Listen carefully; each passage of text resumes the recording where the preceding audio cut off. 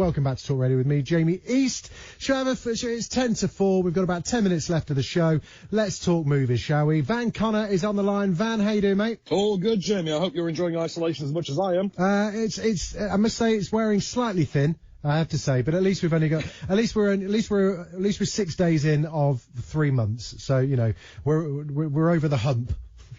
Yes, we hope we're over the hump. Otherwise, I'm going to go even more insane.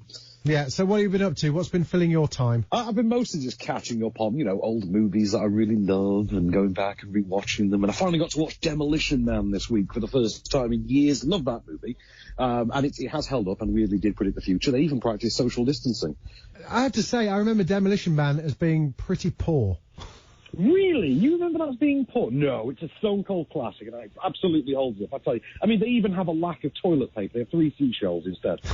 And it was Sylvester Stallone and Sandra Bullock, wasn't it? It was Sylvester Stallone, Sandra Bullock, Wesley Snipes, and Benjamin Bratt, and even Dennis Leary in one of his first sort of breakout roles. Wow. So, you don't get much more. Was it early 90s? I think it was. Sting did the soundtrack to it. He really did. 1993, I believe it was. Wow. I hope you're not peaked too early. I hope Demolition Man isn't the best selection that you've got there. What else have you got for us, Van? What have you been watching?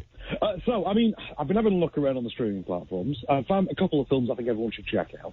I have also found that tonight at 5 to 7 on ITV2, Coyote Ugly is showing. What's more fun than Coyote Ugly? Get that watched. Coyote, my God, are you in a bit of a 90s time warp? Remind me about Coyote Ugly, because all I know about that is that it launched some pretty poor theme bars. It did, but it did also launch an absolute banger of a track, which was that Leanne Rimes' Can't Fight the Moonlight.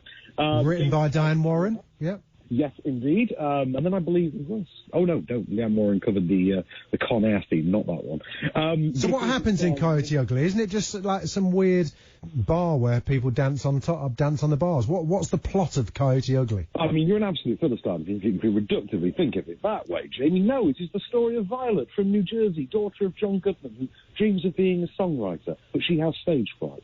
So while she's, trying to achieve her dream of writing the great American pop song, she gets a job in a bar in which she dances provocatively on the bar, and it's produced by Joe Brett. And that cures her stage fright? Somehow it does. Wow.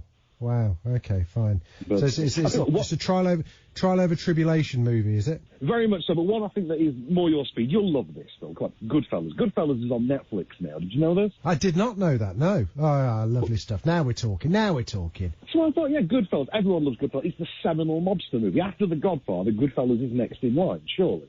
It's the modern classic, up until, The Irishman recently, although that's kind of debatable. De Niro, Pesci, Ray Liotta. What's not to love? It's the classic Martin Scorsese 1990 mobster. That thing is 30 years old this year, How old is it? 30? 30 years old.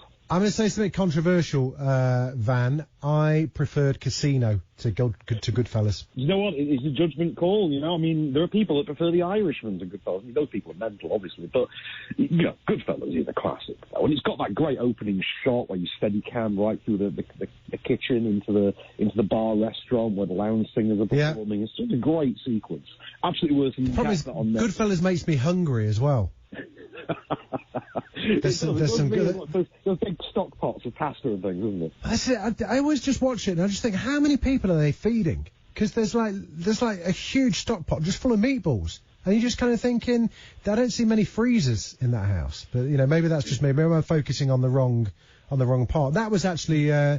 That was Scorsese's mum, wasn't it? That's the thing, isn't it? You remember the cooking so infamously from it. I think Goodfellas is the one. Goodfellas is not the one where they actually tell you specifically how to cook the pasta. Yeah. It was the whole recipe, which is Scorsese's mum's recipe, where they cut the garlic using a razor blade to do it so thin that it melts into the oil. I love it. I've never actually tried it. I really need to. I need to follow Scorsese's mum's recipe. You see, my stomach's rumbling now. I'm hungry. I can't say I've learned. I'll tell you what, let's move over to Amazon Prime then. I found one on Amazon Prime I think it's worth checking out. And you'll remember this because it's quite recent.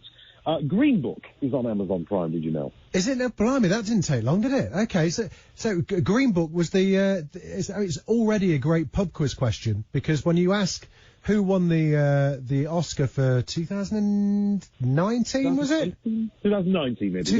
2019. Which film won best picture of 2019? Green Book is not one that you'll possibly remember. It seems to have kind of been a slight anomaly, but it's a good film, right? It's a good movie. I mean, you could reductively say it's a movie in which a guy solves racism with the help of his Uber driver, but, you know, it's got great performances from Viggo Mortensen, Oscar-nominated, Mahershala Ali, who, did he win? I can't remember. Did he win or did he get nominated? I think he won. I think he won. See, this is it's that weird kind of like, it's that weird, it's one of those weird films that there was a surprise win at the Oscars, but what that means is everyone forgets that it actually won. Well, exactly, and the best part, it's not a bad film. I mean, okay, it's not a Best Picture caliber film, but it's a very, very good movie. I really enjoyed it. It's got, I mean, it's nicely shot. We forget this is directed as well by one of the Farrelly brothers. You know, the guys who gave us Dumb and Dumber and Kingpin and Something About Mary, and one of them bizarrely directed this. I mean, it was up against, just check this out. It was up against Roma, it was up against A Star Is Born, and Bohemian Rhapsody as well. It really fluked its way through that, because, you know, Roma should have won that easily. Yes, I think we all had odds on Roma winning that year. But again, when Green Book happened, it wasn't that it was a surprise, it was just that it was an anti-climax, I think, after such an eventful award season.